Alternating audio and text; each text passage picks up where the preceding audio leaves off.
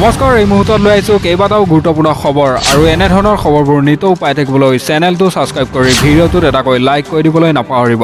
এই মুহূৰ্তত লৈ আহিছোঁ এক গুৰুত্বপূৰ্ণ খবৰ। মহানগৰীত সংঘটিত হ'ল পুনৰ এক হত্যাকাণ্ড। অবৈধ প্ৰেমিকৰ সৈতে মিলি স্বামীক হত্যা পত্নীৰ। মহানগৰী কাহিলীপাৰত সংঘটিত হৈছে নিঃসংগৰ হত্যাকাণ্ড। অবৈধ প্ৰেমৰ বাবেই পত্নীয়ে স্বামীক হত্যা কৰাৰ অভিযোগ উত্থাপন হৈছে।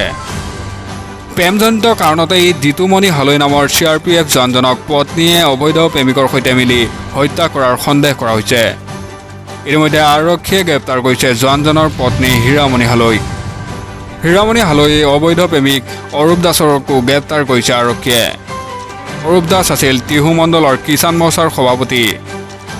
এতিয়া জানিব পৰা মতে অৰূপ দাসক DCP কাৰ্যালয়ত আৰক্ষীয়ে জেৰাৰ অব্যাহত ৰাখিছে। ৰঙিয়াত মাছ মাৰিবলৈ গৈ খলিল সমাধি যুৱকৰ। ৰঙিয়াৰ তুলসীবাৰীত সংঘটিত হৈছে এক কৰুণ ঘটনা। মাছেই কাল হ'ল এগৰাকী 22 বছৰীয়া যুৱকৰ বাবে। মাছ মাৰিবলৈ গৈ খলিল সমাধি ৰঙিয়াৰ তুলসীবাৰী নিবাসী তথা JCBৰ চালক আনোৱাৰ আলীৰ। ঘটনাৰ বিৱৰণী অনুসৰি ৰঙিয়াৰ তুলসীবাৰীত এখন বিলত মাছ মাৰি থাকোঁতেই পানীৰ মাজতেই আবদ্ধ হৈ পৰে আনোৱাৰ।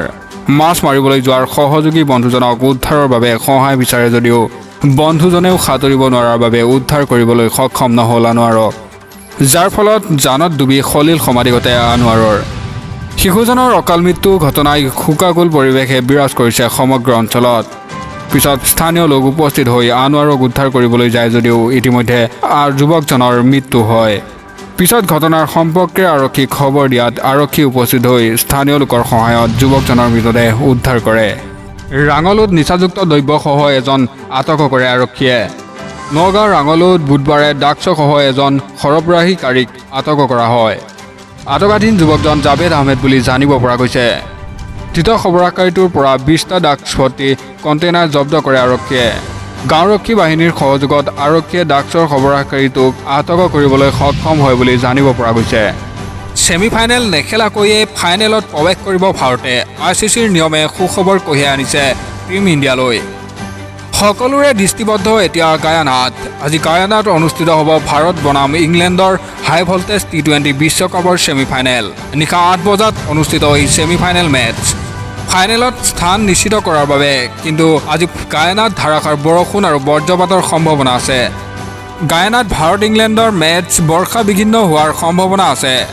ভাৰত বনাম ইংলেণ্ডৰ মাজত হ'ব লগা খেলখনৰ বৰষুণ হোৱাৰ সম্ভাৱনা প্ৰায় 64ৰ পৰা 88%। যিহেতু এইখন খেলত কোনো ৰিজাৰ্ভ দিন নাই, গতিকে খেল শেষ কৰাৰ সময় 250 মিনিট বঢ়াই দিয়া হৈছে।